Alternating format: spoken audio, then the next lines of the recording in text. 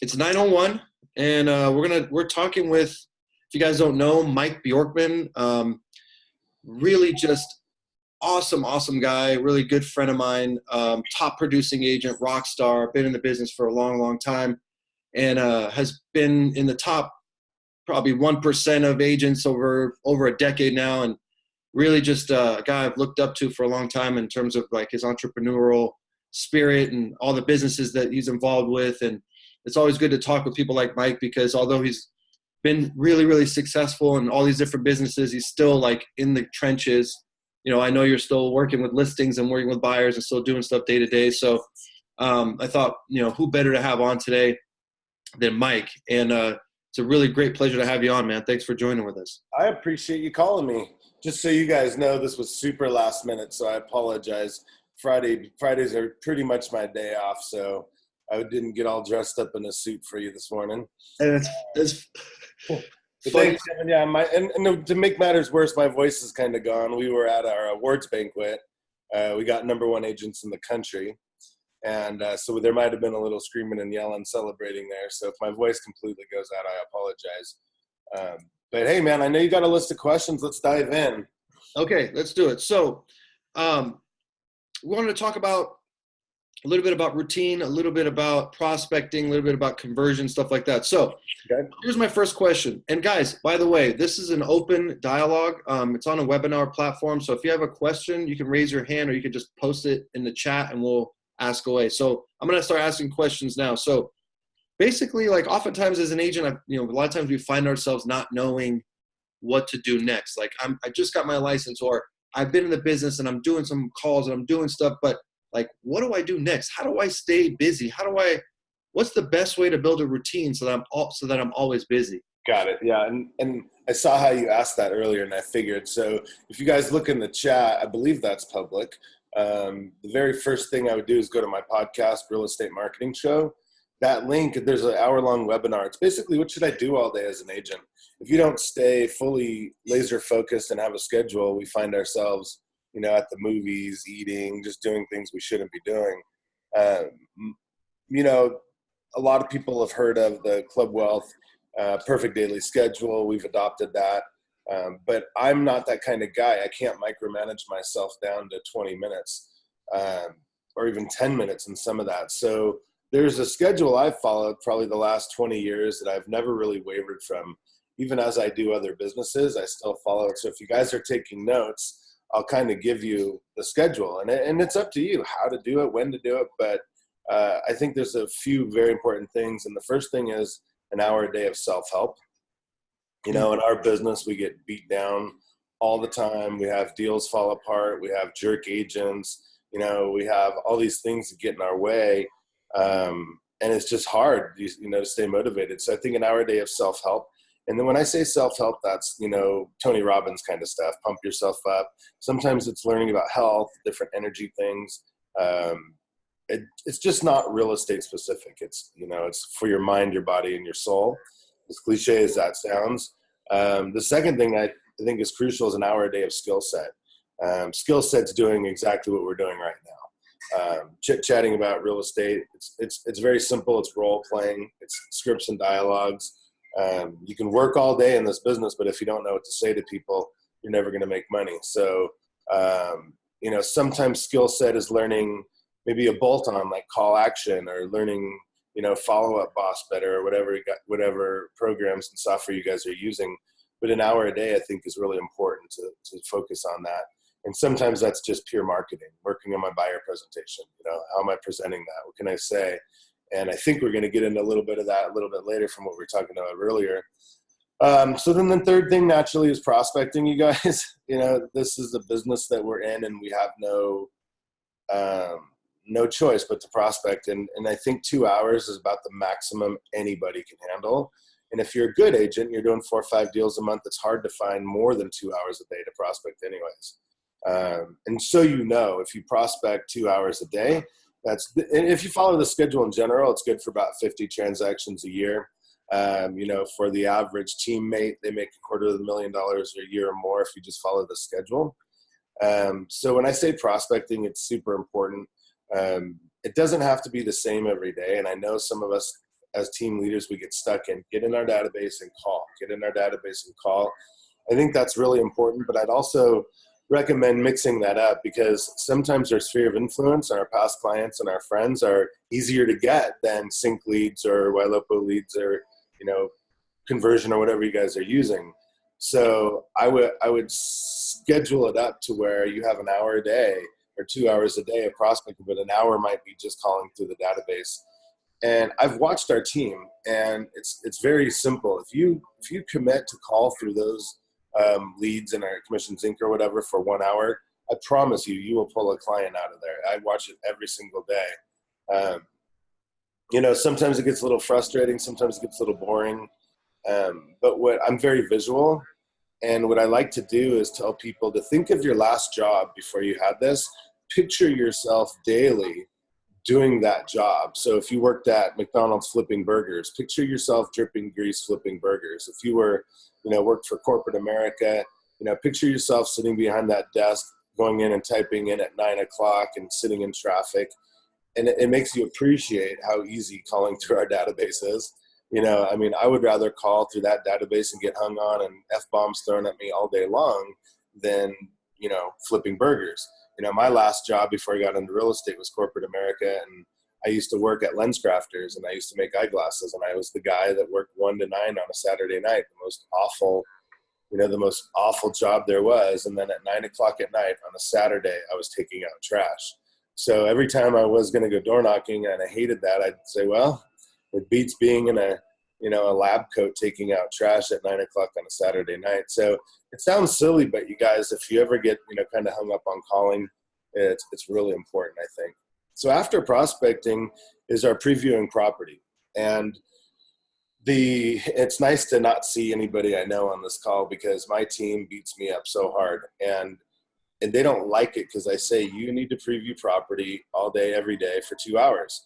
And everybody goes, well, I can't get into the houses because the agents always want these appointment only or whatever. And that's fine. I get that. But the reality is you got to be able to know your inventory better than your clients.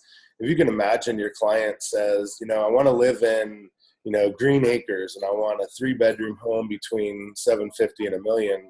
You bet your butt they're going to know the inventory better than us. They're on 25 different websites, all signed up for all of them, waiting for those houses to go on. They've already researched the schools. They've researched the local restaurants and shopping centers. So they really know these areas. And for a buyer to take us seriously, we need to know the areas too. So if you at least drive by the homes, if you can't get in, I think that's really important. A lot of my team has tried to get away with just going into the MLS and running hot sheets. And that's okay if you really, truly understand the market, but most people don't. We have such big areas that we work these days. I think driving around is awesome. You get a feel for the streets. You get a feel for what side of the homes are on. Maybe they're on a view side, or maybe they're on a cul-de-sac you didn't know about because it has a busy street name, but it's just at the end of a busy street where it actually stops. Who knows what it is? But you're going to find for sale by owners. You're going to find all kinds of stuff when you're actually driving around. And it's nice to get out of the office too. It really is. Get your head cleared up a little bit. You going to say something? Yeah, those are some really, really good points. I wanted to go back real quick to the first part of what you said in terms of the routine and the daily self-help, daily skill set, 2 hours of prospecting. Basically what you're saying is you're creating a schedule for yourself. Like you're creating every day. Right? It's the same every day. And I think a lot of us, because we don't have a timesheet where we're clocking in and clocking out every day, it's very, very easy to stray from that. So like, how do we get into that mindset of like, this is what I'm going to do every single day? Like, how do we avoid straying from that? It's pretty simple. You put it in your damn phone, in your Google Calendar or whatever, iCal or whatever you use, but you get in a routine, right? The experts say it takes 90 days to really, really determine what a habit is. So for the first 90 days, you're going to have to be strict on yourself and follow the schedule. When I talk about self-help and skill set, a lot of that can be done at the gym, right? You're on the treadmill, the Stairmaster. So you're doing 2 things at once. So that's awesome. So no matter what, you want to get those 2 hours a day in before 9 o'clock. And this is just my schedule. You don't have to do that. Some people are night owls, which I can't believe, but it's true. And then, you know, from 9 to 11, you're prospecting, right? And if you look at the clock and it's 10 o'clock and you're doing something else, you know, you're off schedule. That's why it's just so nice to have the schedule. From 11 to 12, I like to do some follow-up and I like to do some lunch. And I typically do those at the same time. I don't go to lunch unless it's going to be with a client. Or I'll have lunch, but it has to be with a client or somebody that I really enjoy. Like if it was you, Kevin, I'd say, hey, let's go to lunch. Otherwise, I tell most people, no, I don't want to go to lunch with you, so I can get my follow-up done. And the big thing about follow-up is we need an hour a day. And sometimes when we're doing a lot of deals, it's 2 hours a day. But you can schedule that. So from 11 to 12, and then maybe from 3 to 5, 4 to 5 in the afternoon, is follow up with not only emails and voicemails, but follow up with past clients. So the thing I want you guys to remember the most is follow-up is not prospecting. Follow-up is calling the people that you prospected yesterday. Hey, this is Mike Bjorkman. I found an off-market home. Are you still dying to go see those with me? Oh, perfect. So that's follow-up. Prospecting is finding new people. And the reason there's a difference is at some point, you're going to run out of a pipeline because you've prospected or you followed up with them all and you've sold them all homes. But the reality is if you don't find the new ones, you have nobody to follow up with. So you got to really understand that difference between follow-up and follow-up. And I mean, I'll sell 150 homes easy this year, probably 200. And it takes 20 to 30 minutes to follow up. We don't need to say, oh, it takes me more time to follow up. It really doesn't. So I get pushback on that a lot. And, you know, if we can do our follow-up in an hour a day, anybody can, unless you're doing 500-600 deals and you're probably into REO or something at that point. So there's your schedule. So we have an hour a day of self-help, hour a day of skill set, 2 hours a day of prospecting, 2 hours a day of previewing property, an hour a day of follow-up, and then you have appointments after that. So what I say with appointments, if you absolutely have to have a listing appointment during previewing time, that's fine, but make up for it. So if you said, man, I was working with 4 buyers today on Friday, but I didn't get my prospecting in, that means you need to prospect tomorrow. Because if you fall behind on that prospecting, your pipeline will dwindle. And the reason agents have 2 deals open, 2 deals closed, 2 deals open, and you live that roller coaster is just because we say, oh no, I got 4 or 5 buyers, we're good. And then we get the 4 or 5 buyers in escrow, and now we're really feeling good and we're pre-spending our money. And then they all close, and then we go, oh shit, it's time to get back to work. And that's where we're like, oh man, that's when we start hating this business. But to consistently close, 10, 15 homes a month like we do, it's nice feeling, because even in December, we're getting the same paychecks as July or April. Does that make sense, Kevin? Totally. Makes perfect sense. And so some of the people on the call might be thinking, well, okay, well, who do I call? Who do I prospect to? Like, we offer, we provide leads to people on our team, and, Right. those are there, those are available. Beyond the leads that are provided, who else can we be calling? So, I mean, in terms of your sphere. Yeah, your sphere is really easy. Take out your cell phone and work your ABCs daily. So in my phone, for example, I might have, I think, 120,000 people in there. And you can go through the A's, the B's, and the C's and just go through and text them, right? Say, hey, what are you doing? Call them and say, hey, it's Bjorkman. I just drove by your neighborhood. I know you lived in the area. I wanted to tell you about an off-market property we found. And just start texting and calling and just go through that a couple hours a day. And then tomorrow start with the B's and the next day the C's, and just keep track of it in notes in your phone. But as you do that, make sure you connect with them on social media too. So now you have another way to connect with them. So if you text them one week and the next month you email them and the next month you Facebook them or Twitter them or whatever they do, but just do a search for them and see how they like to communicate on social media.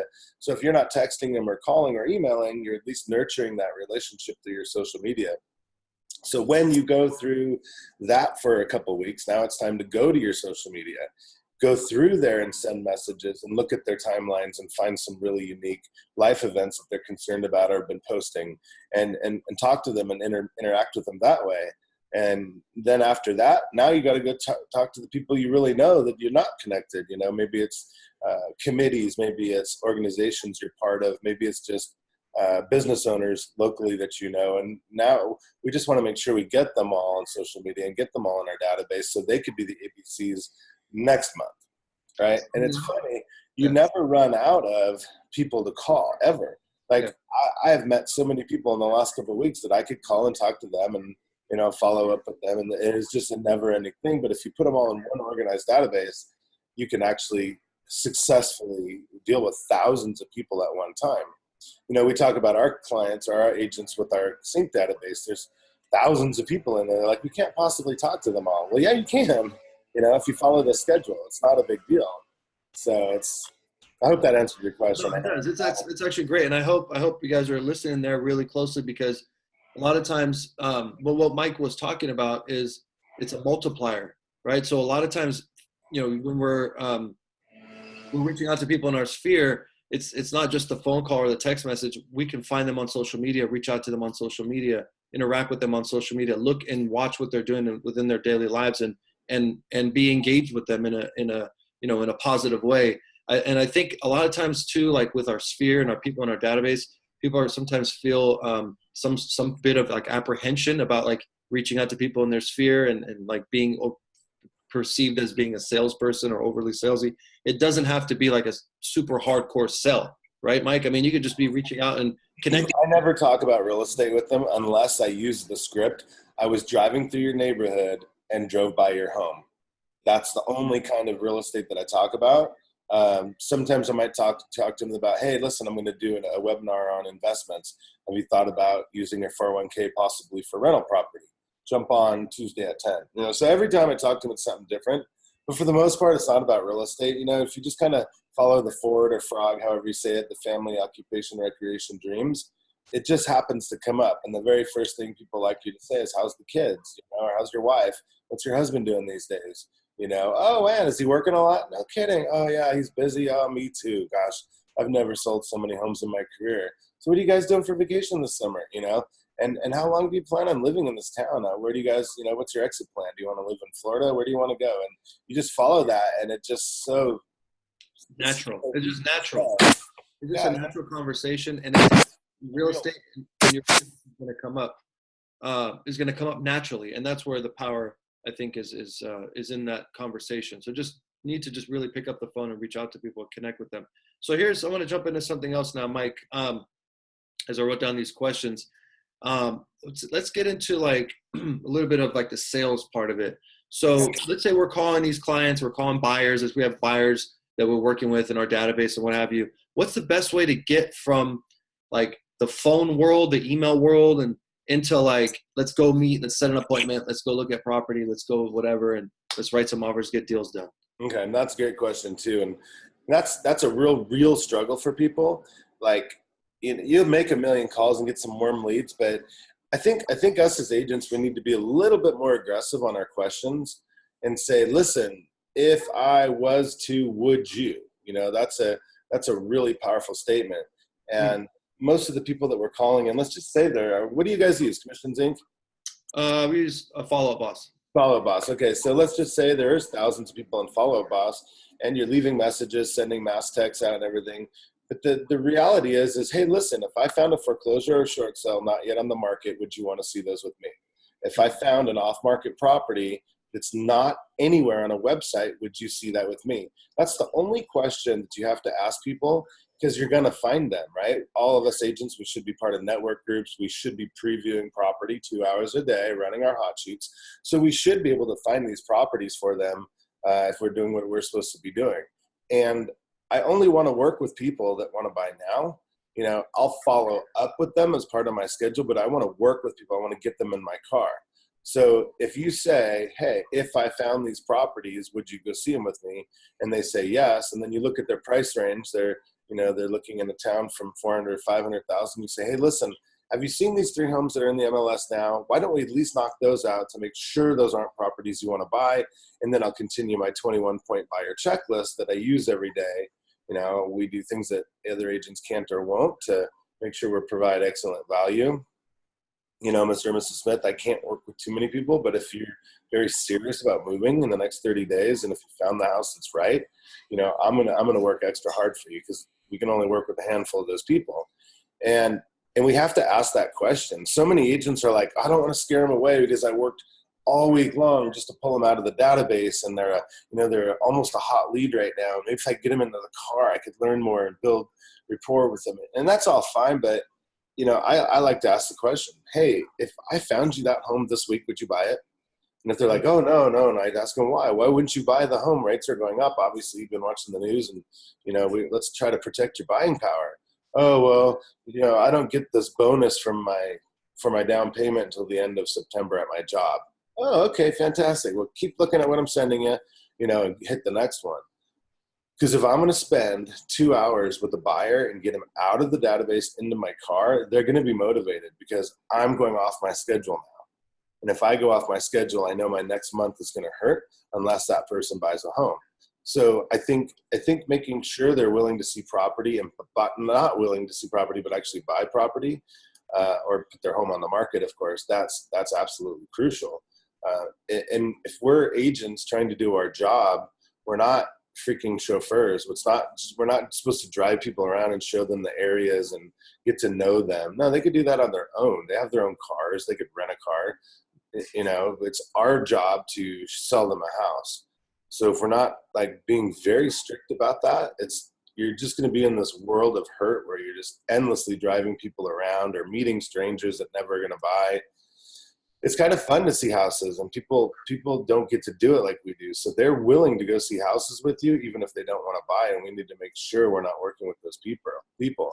And in today's market with low inventory, they go, well, I'm just going to meet them at a house. They don't even get in my car anymore. Well, that's fine. But you got to ask them, if I meet you at that house and it's the right house, which I'm pretty sure it is, will you buy it today?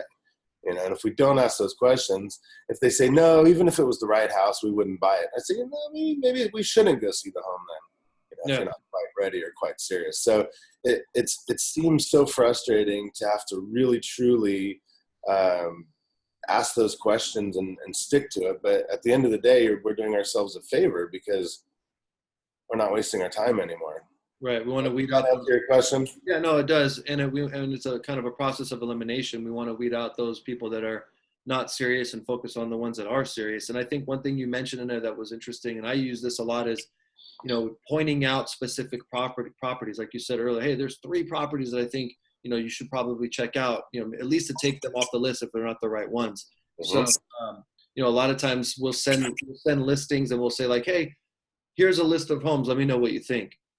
Right? No, you can't do that. It's not going to get you anywhere, right? So you need to see if they're logging into the system, right? I mean, that's just to see if they're playing around. But you got to call them very specific properties. Every other agent says the same thing. Their own Redfin agents calling them every day with properties. So you better too. Totally. So having a unique list of 1, 2, 3, 4, whatever number of properties that you think are really the ones that they should check out, and really creating a compelling reason for them to get out there. And then like Mike said,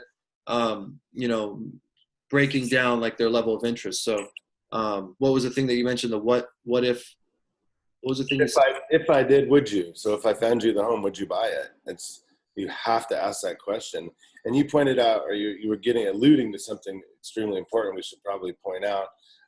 When you have those 3 or 4 homes, and you call them with them, but some of these people on this call might be going, there's not 3 or 4 homes.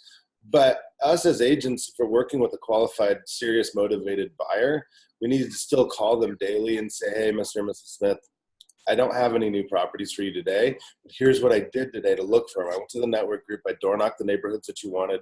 I send out a mailer, an email. I blasted on social media. I've done everything. I've called all the agents in the area and talked to as many people as I could. I couldn't find you a home today, but I'm going to go back to work at it tomorrow. And every day that person's going, wow, Ashley and Anna and Elisa, they're really working hard for me, and they're actually doing the things that other agents can't or won't do. So if something was to fall in their lap, or another agent was to call them, they might go, you know what? Billy Babcock, he's called me every single day, and he's told me that he's really looking for some properties. I think I'm going to be committed to that, little Billy, and I'm going to call him. But if you're not talking to your buyers every day, you're screwed. I mean, they're going to be talking to their agents. So if you call them every day and say, I know I'm bugging you, I just don't have a home, but I wanted you to know I worked my tail off today to find it. And what you're saying there is really, really important, because part of our job is to be marketers, and part of our job is to stay top of mind with our clients. And although you don't have anything like you're saying, you're reaching out, and you're kind of like just reminding them that you're there. So when the time comes, they're going to remember you. And that's that's really, really important. They have to know you're working for them. If they think, that Bjorkman guy hasn't called in a couple of days, I bet you he's working with somebody else or, doing other things. Maybe I'm not so committed to Bjorkman. But if they go, Jesus Christ, that guy calls me every night at 6 o'clock to tell me how hard he's worked today to find a home, that's a really big difference. And buyers agents don't do that kind of stuff, and they need to. And there's probably, if you don't call them, somebody else is going to call them. So you need to stay in front of them. So here's another question for you, staying with the sort of thread with kind of converting and selling and what have you. So let's say we're now showing properties, we're meeting with clients, and sometimes we kind of get stuck in that world where it's just showing after showing after showing after showing. What's the best way to go from like showing property to like, all right, we're going to write an offer now? I love that too. And I have a video and I posted in the group, the YouTube video and the podcast. Both of those places are where we need to look, but I have a buyer mastery class that I talk about, and it's about an hour long, but it goes through just that. But I'll try to focus on the theme of it. And you never go out looking at property to see if they like it. You go out looking for property to see if they want to buy it. So I always tell people, look, I've worked hard. I know the market better than anybody. I know exactly what you're looking for based on what I've gotten to know about you and what you've looked at online and what you've told me. There's 3 properties that we're going to see. I'm going to show you the first one. I think that's the right property for you. It fits all your needs, your criteria, your price range. And I'm going to ask you to buy that property at the end of the day. And I'm going to show you another 2 because I might not know everything in the world. So I'm going to show you these 3, but remember, I'm showing you the best one first. So when you show the best one first, you got to ask them, is this the home? Is this the dream home? Everything I've done, all the market research, this is the best home on the market today for you. And if you don't want to buy it, I understand it, but this is everything you need. And if it truly is everything they need, you got to ask them, what don't you like about this house? Why won't you buy this home today? And don't use those words as gruffly as I am, but you got to understand this is the best house. I need to truly know why you won't buy this house. And if for any reason at all, I need to know about the next house I show you if I don't want to waste your time. And if they say, you know what, we just can't do this yard. It's just not big enough for the pool and the trampoline like we really, really want for our kids. And you say, other than that, is there any reason you wouldn't buy this home? Is the bedroom count perfect? Bathroom count perfect? Condition perfect? Price perfect? All this stuff perfect? Okay. Then legitimately you can say, okay, we got to find you a bigger yard. But sometimes they're just nervous and they just need help making, educated decisions. So if you go through that checklist with them and say, okay, I just want to make sure all this stuff is not perfect or is perfect, then you can ask them, truly, then, this might be the right house for you. It's got the room for the pool. It's got the room for the trampoline. It's got everything. What is it? Why won't you buy this home? And then you got to really listen to their answer, because if they say, I don't know, you say, this is the home for you. And you know it. Let's see. Then use, some of the pricing techniques. Well, this one's listed at $599. If somebody else bought this home at $550, would you be upset? It's a good one. If they say, yeah, well, you know what, why don't we try to get it at $550? And if they say no, and, find that number that makes sense to them. But you got to say, look, I can only help you so much, but if you're not willing to buy this perfect home I found you, what do I need to do? And, find true motivation again. So a lot of my agents, and so you guys know, there's 300 agents that work for me at HomeSmart. And these people are serious, and they really want help, and they call me every day asking that. I can't get this person off the fence. I can't get this person off the fence. I show them property every week. Nothing is ever right for them, and I don't know what to do. And then I say, ask them. Tell them this is the right home. What is really, truly going on, and find the reason. There's no reason to work with somebody more than once or twice once you know what they want. There's not that much inventory out there. We all know that. So that's it. It's simple after that. It's not like back in the day where there's 3-4 times the amount of homes that there are now. We used to drive people around for 3 weeks just to try to show them everything. Right. So it's simple these days. And we're almost out of time. So if you guys if you guys have questions, please ask now, because we're going to wrap it up here pretty soon. So feel free to fire away. Mike's really good at questions. But I wanted to ask you a couple of quick things before we wrap up. One thing is what you're doing there when you're asking, hey, is there anything wrong with this home? What is it about this home that you don't want? Why do you not want this home? You're doing, again, the process of elimination. You're now finding out the problem. Like if they say, I just don't want this backyard. I cannot have a backyard this size. can't have it this way. Okay, so the next home we look at that has everything else and has the backyard that's got this space, that's something. Is that something you would go for at that point? Yes, right. So you're basically eliminating, basically you're not wasting any more time. So, and one thing I do have a question on, Mike, is you mentioned earlier 3 properties we're going to see. Do you always show the best one first, or is that just? Always. Yeah, if you show the best one last, they think, ooh, then tomorrow's is going to be even better. Tomorrow, you have to tell them this house is the best.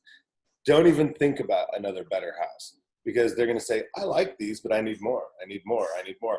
And this is the exact reason you don't work with the husband and wife separately, or parents and kids separately, because they will say, you'll work with them for weeks and you'll find the perfect house. And the wife goes, yeah, okay, I like this. Let's now show my husband. And the husband will go, yeah, I love this house, but what else you got?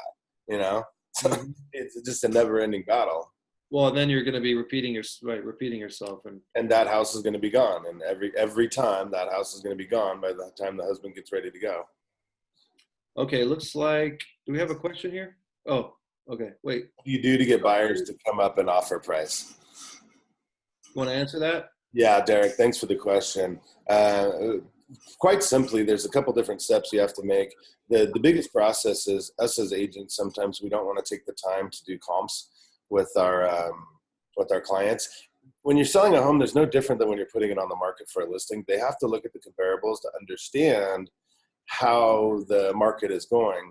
Luckily, we're in a market right now where the homes have always gone up in price. So it's like one of these things where, here's the reality. These last 5 houses in this neighborhood have sold for full price or above. We're going to be lucky to even get this house. So you got to start off with the comps, and then you can say, okay, let me ask you this. If somebody else out there is sitting down negotiating a higher offer and they got it for $10,000 more, how upset would you be? And this is the reality. There's probably a really good chance somebody else out there is negotiating for this.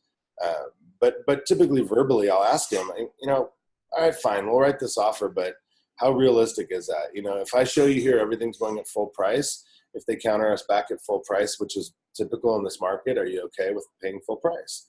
You gotta just be upfront with people and be super transparent. If you try to be quiet and you're like, I don't want to scare people away, they think you're weak. They think you're non-communicative. They like the transparency. They like to be led around by the nose, and they don't know what else to do. But if you show them the comparables and they understand everything has got multiple offers and has gone up, they'll come up in price, and you got to just be very, as a matter of fact, God, we're so lucky to even have an opportunity to write an offer on this house. I busted my butt to find this house, so here's the price. Maybe, and maybe we can get something else. Maybe we can do a little bit longer escrow or shorter escrow. Maybe we can negotiate the pool table, find other bargaining chips besides price. What else motivates them? So there's in that buyer mastery course, we talk a lot about negotiating and offers. So you can watch that in the podcast too. That's a really good answer. Let me see another question here. What do you do with buyers that say they want to stop looking for a valid reason? Then you just put them in your database and drip on them. If they want to stop looking for a valid reason, then you just got to keep them in your database and follow up with them. And remember, this is follow-up, not prospecting. So there's differences. So when you schedule them for a call, and just remember, if they say, call me in a month, you call them in 2 weeks. But I think there's nothing wrong with calling them when the properties come on the market, because it shows you're still looking. I know you said you wanted to wait a couple of weeks, but this is a good house. You just never know. But it's at least a reason to call them. And I always say, don't call people unless it's something of value, and that's value, right? At least, God, that Mike guy's still looking for me, even though I told him, that we're not looking right now. I've even had situations where clients have told me, hey, you know what? It's not working out. I'm going to go work with another agent, right? Mm-hmm. We've all had that horrible conversation, and I've continued to follow up like what you're saying. Like, hey, I know you guys said you're working with someone else, but here's a couple properties that I think, you might want to talk with your agent about. Whatever, right? I might take 10 seconds to do that. And guess what? I've had times where people have come back to me because they see that I'm working for them and their agent's dropping the ball. So never, ever, ever stop following up and staying in front of your clients. Here's another one. What should I do if I'm new to the area and have a relatively small sphere of influence? Where should I spend my time prospecting? Another great question. So follow that daily schedule. You need 2 hours a day of prospecting that we talked about before. So the best thing to do is get highly involved in things that make you passionate, whether that's maybe it's the chamber, maybe it's good charities. You need to meet people all day, every day. You need to talk to 50 people a day. So if you're new to the area, you're going to be talking to everybody at Starbucks, everybody at Home Depot, everybody at the chamber, and just introduce yourself. There's nothing wrong. But one of the benefits of being part of the Chamber of Commerce is you're allowed to ask for business cards in business. So you can just say, hey guys, my name's Justin. I'm a chamber member too. I just wanted to reach out and say hi. I noticed you have a cake shop. Would it be okay if I referred clients to your cake shop? Maybe I give them a cake sometimes for closing gifts, and stop by and introduce yourself to them. I think going straight to the owners or managers are really good things to do. And those people will become your sphere of influence very quickly. If you're new to the area and you have kids in school, make sure you're super involved with that. Maybe you need to join a country club or a boating club, yachting club, something like that. And just don't go to bed at night until you've talked to 50 people. That's just the bottom line. I don't care how you got to do it, but you got to do it. So work an hour a day in Kevin's database, and then, or whoever's database you have, and then work an hour a day on that. If you go to a meeting and shake hands with 20 people, and you're doing good, but you just got to do it every single day. And the thing is, this stuff doesn't happen overnight. A lot of times we feel like, okay, I'm going to go sign up for a Chamber of Commerce meeting and go to one meeting and expect to close 10 deals out of that. No, this stuff takes time to build. You need to be consistent with it. You need to have a routine. Another thing that I like is going in and partnering with lenders, going and connecting with a lender and like in a branch that has a lot of foot traffic. A lot of the agents that work at Bjorkman know that I've talked about this a lot. Go to an office that's got a lot of pedestrian foot traffic, connect with a lender, let them know you work with lots of buyers, you want to work on a referral partnership kind of thing.